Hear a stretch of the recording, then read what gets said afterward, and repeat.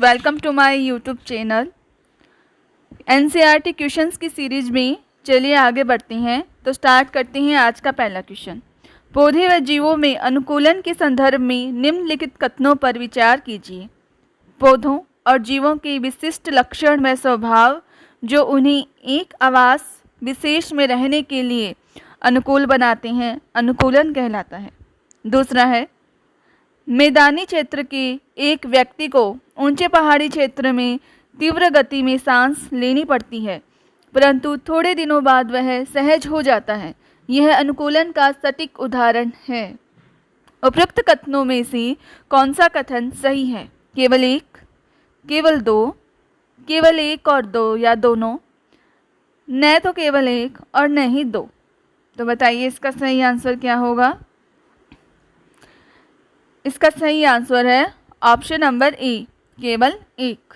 चलिए इसकी व्याख्या देखते हैं कि कथन एक सही है परंतु दो गलत है, क्योंकि अनुकूलन अल्पकाल में नहीं होता। यह हजारों वर्षों में आए परिवर्तन के प्रति पौधों व जीवों के अनुकूलन या अनुकूल होने से संबंधित है।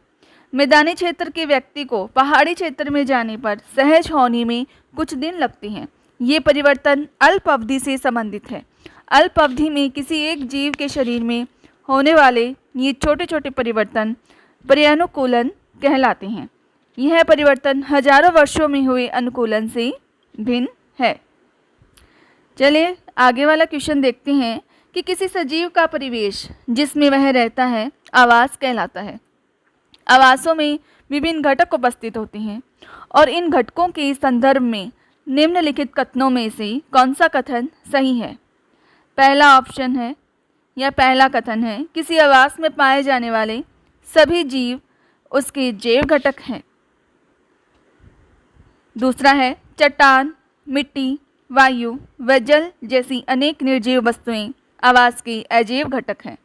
तीसरा है, सूर्य का प्रकाश व ऊष्मा जैसे ऊर्जा घटक इन दोनों घटकों में से किसी में सम्मिलित नहीं है। तो केवल एक और दो, केवल दो और तीन, केवल तीन या एक, दो और तीन। तो बताइए इसमें सही आंसर क्या होगा? तो इसका सही आंसर है केवल एक और दो, option number A. Option number A कहता है कि किसी आवास में पाए जाने वाले सभी जीव उसके जैविक घटक है। सही बात है। चट्टान, मिट्टी, वायु, जल जैसी अनेक निर्जीव वस्तुएं अजैविक घटक है। लेकिन सूर्य का प्रकाश और ऊष्मा जैसे ऊर्जा घटक इन दोनों घटकों में से सम्मिलित नहीं है। ये क्यों? ये तीसरा ऑप्शन गलत है, क्योंकि ये भी अजैविक घटक के अंदर आते हैं। तो चलिए इसकी व्याख्या देखते हैं कि एक व दो सही है परंतु तीन गलत है, क्योंकि सूर्य का प्रकाश व ऊष्मा भी परिवेश या आवास के अजैविक घटक है। इन्हें कभी कभी ऊर्जा घटक के रूप में वर्गीकृत किया जाता है। ऊंट मरुस्थलीय परिस्थितियों के लिए अनुकूलित होता है। उसके अनुकूलन के संदर्भ में निम्नलिखित कथनों पर विचार कीजिए। पहला है, उसके पैर लंबे होते हैं जिससे उसका शरीर रेत की गर्मी से दूर रहता है। उसमें मूत्रोत्सर्जन की मात्रा बहुत कम होती है तथा मल शुष्क होता है। उसको पसीना नहीं आता। तो उपयुक्त कथनों में से कौन सा कथन सही है? केवल एक और दो,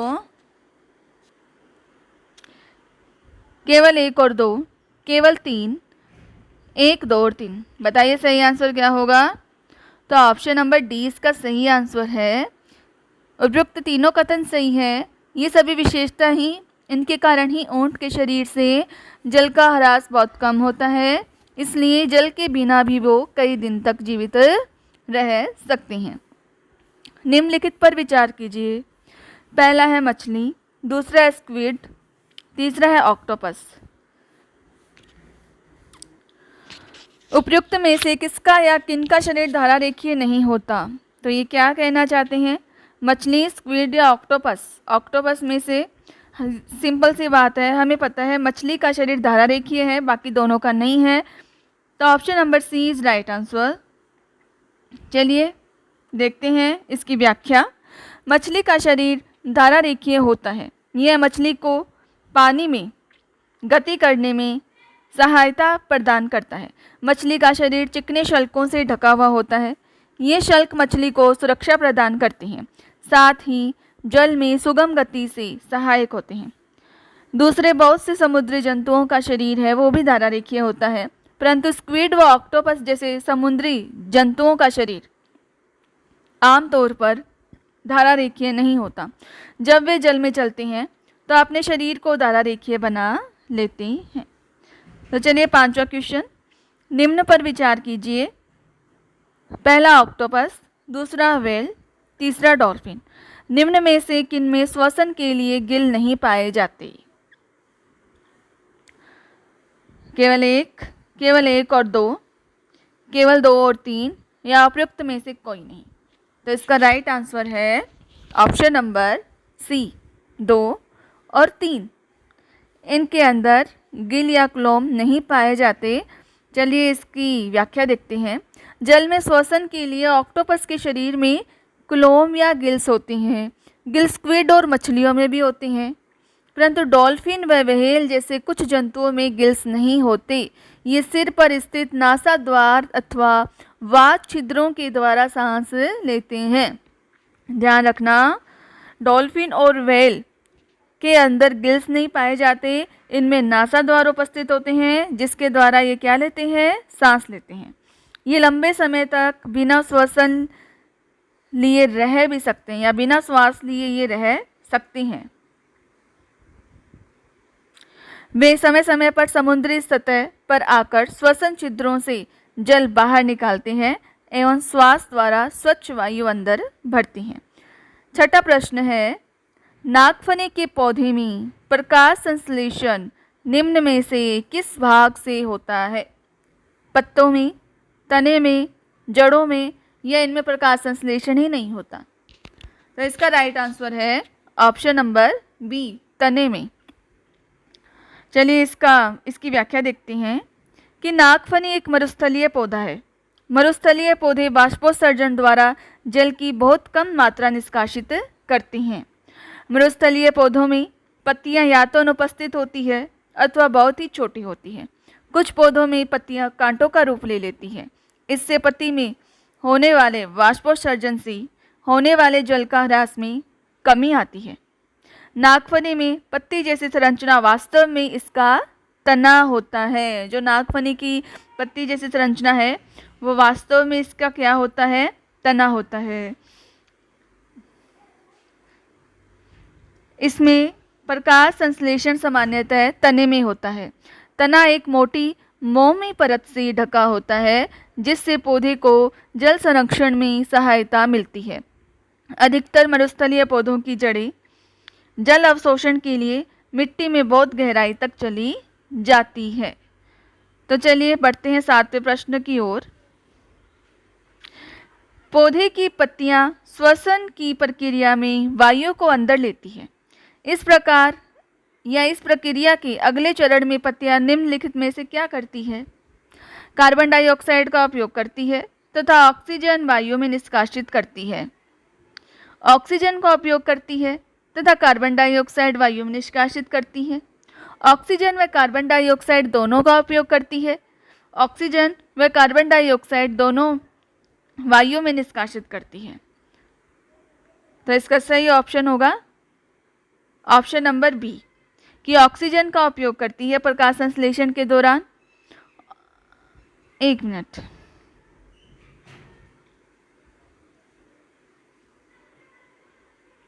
हाँ, और कार्बन डाइऑक्साइड ही वायु में क्या करती है? निष्कासित करती है। पत्तियां श्वसन के समय ऑक्सीजन का ही उपयोग करती है, लेकिन जब पत्तियां प्रकाश संश्लेषण कर रही होती है, ध्यान रखना, प्रकाश संश्लेषण करेगी जब CO2 का उपयोग करेगी। तो चलिए इसकी व्याख्या देखते हैं कि पौधों की श्वसन क्रिया में गैसों का आदान प्रदान मुख्यतः उनकी पत्तियों के द्वारा होता है। पत्तियां सूक्ष्म रंध्रों द्वारा वायु को अंदर लेती है तथा ऑक्सीजन का उपयोग करती है। वे कार्बन डाइऑक्साइड वायु में निष्कासित करती है। प्रकाश संश्लेषण की क्रिया में पौधे प्रकाश की उपस्थिति में वायु की कार्बन डाइऑक्साइड का उपयोग भोजन बनाने के लिए करते हैं। देखो, प्रकाश संश्लेषण की क्रिया में पौधे प्रकाश की उपस्थिति में वायु की कार्बन डाइऑक्साइड का उपयोग भोजन बनाने के लिए करते हैं तथा ऑक्सीजन छोड़ते हैं। पौधे केवल दिन के समय ही भोजन बनाते हैं, जबकि श्वसन क्रिया दिन और रात दोनों में निरंतर चलती रहती है।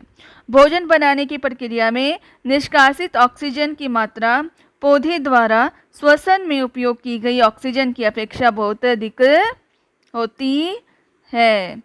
तो चलिए 8वां प्रश्न, निम्नलिखित में से किसमें या किनमें श्वसन की प्रक्रिया संपन्न होती है? पहला पौधे, दूसरा जीव या तीसरा बीज। कूट दिए हुए हैं केवल 1 और 2, केवल 2, केवल 2 और 3 या 1, 2, 3। तो इसका सही आंसर होगा ऑप्शन नंबर डी, 1, 2 और 3।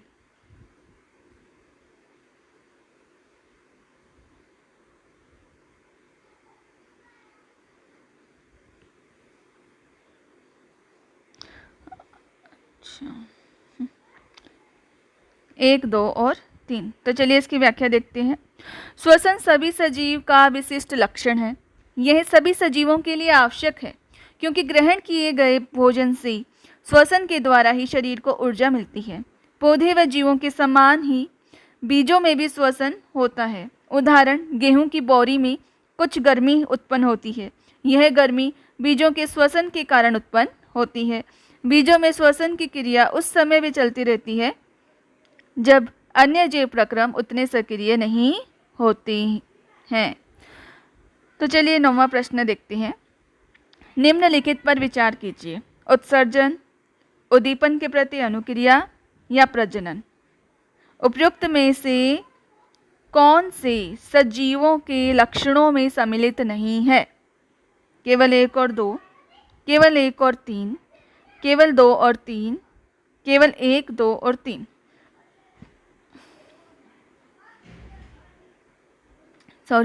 उपयुक्त में से कौन से लक्षण है वो सजीवों में सजीव के लक्षण है या उनमें सम्मिलित है? उत्सर्जन, उद्दीपन के प्रति अनुक्रिया या प्रजनन।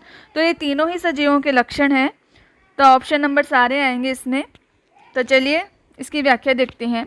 बाह्य वातावरण में होने वाले कुछ परिवर्तनों जैसे कांटा चुभना, तेज प्रकाश या प्रिय व्यंजन इत्यादि को उद्दीपन कहते हैं। सभी सजीव उद्दीपन के प्रति अनुक्रिया देते हैं। छुई मुई के पौधे की पत्तियां छूने से अचानक मुरझा जाती है। यह पौधों में उद्दीपन के प्रति उदाहरण है।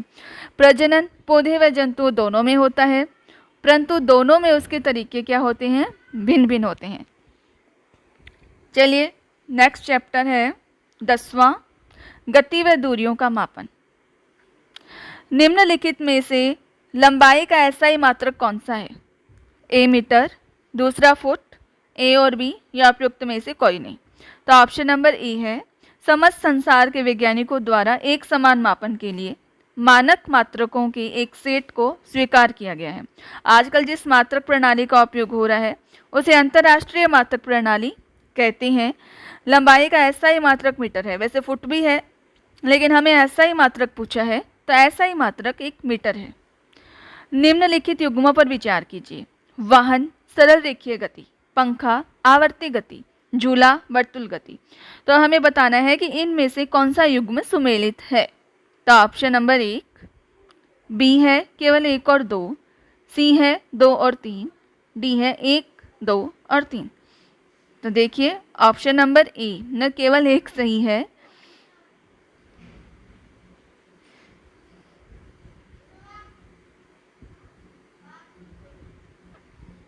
व्याख्या देखते हैं इसकी। वाहनों की गति सरल रेखीय गति का उदाहरण है।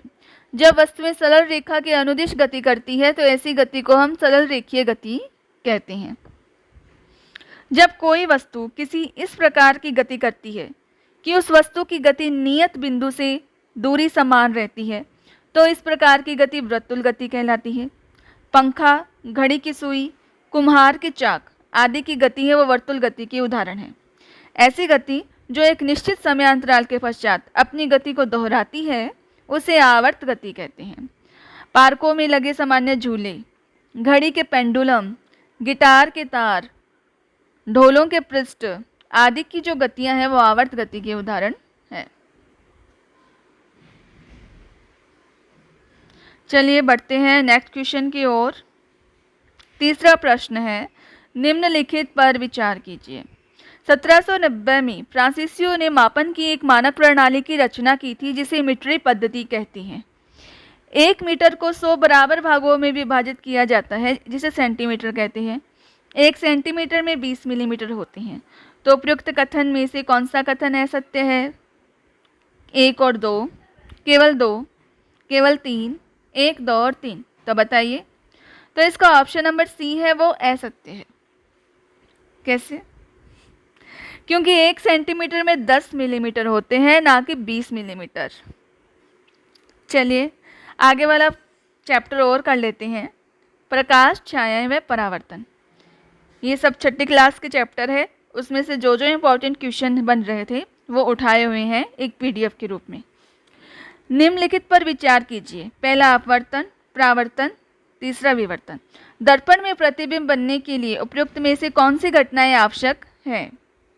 केवल 1 और 2, केवल 2, केवल 1 और 3 या 1, 2 और 3। तो इसका सही आंसर है ऑप्शन नंबर बी, केवल 2, परावर्तन। देखिए इसकी व्याख्या। दर्पण में प्रतिबिंब का बनना प्रकाश की परावर्तन के कारण होता है। अपवर्तन तथा विवर्तन इसके लिए आवश्यक नहीं है। व्यक्ति वस्तुओं को देख पाता है जब वस्तु पर प्रकाश पड़े, जब व्यक्ति की आंखों पर प्रकाश पड़े, या जब प्रकाश वस्तु पर पड़े और आंखों की तरफ आए, या इनमें से कोई नहीं। तो बताइए option number C is right answer, कि जब प्रकाश वस्तु पर पड़े और आंखों की तरफ आए।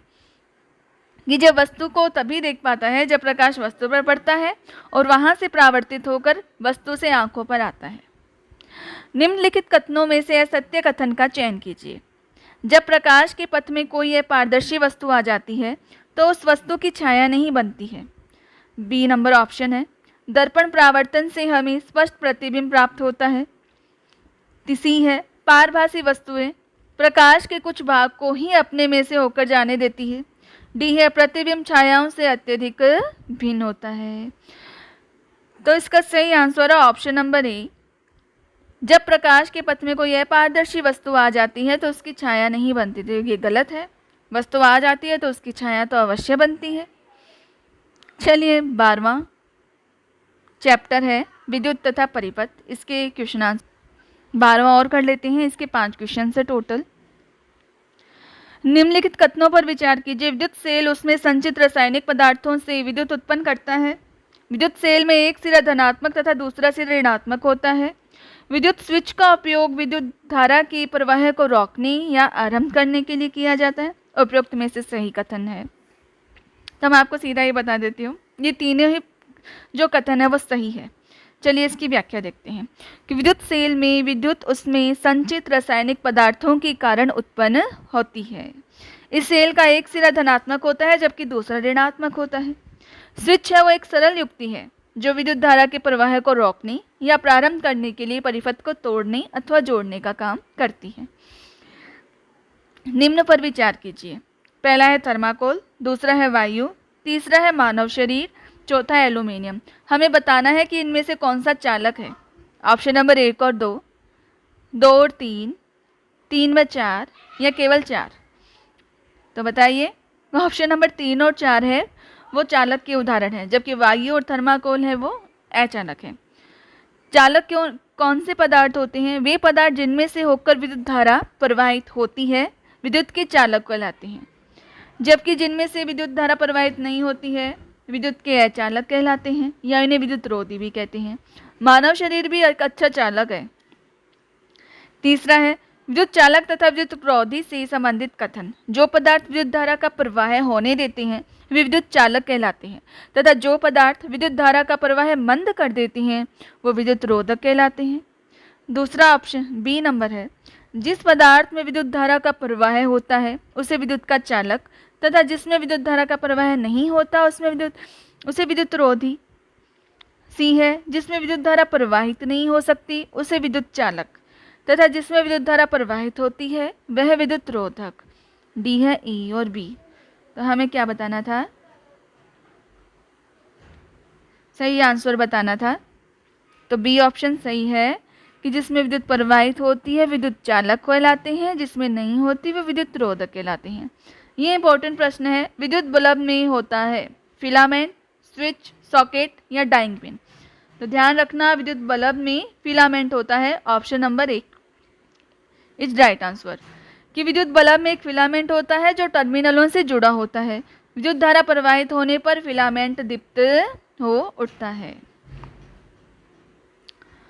ये जो तंतु है वो किसका बना होता है? टंगस्टन का बना हुआ होता है। निम्नलिखित कथनों पर विचार कीजिए। एक बंद विद्युत परिपथ में विद्युत धारा विद्युत सेल के एक टर्मिनल से दूसरे टर्मिनल तक प्रवाहित होती है। यह स्विच एक जटिल युक्ति है जिससे विद्युत धारा के प्रवाह को कम या अधिक किया जाता है। उपयुक्त कथन में से सही है केवल एक, केवल दो, एक और दो, न तो एक नहीं दो। तो बताइए सही आंसर है इसका केवल ऑप्शन नंबर 1।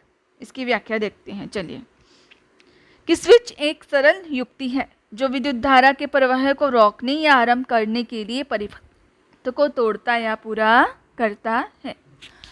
तो चलिए आज यहीं तक पढ़ते हैं।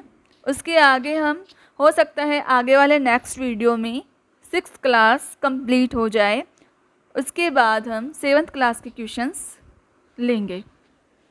तो ये क्वेश्चंस आप पढ़ लोगे तो आपको पूरी NCERT की बुक है वो पढ़ने की ज़रूरत नहीं पड़ेगी। चलिए आज के लिए इतना ही।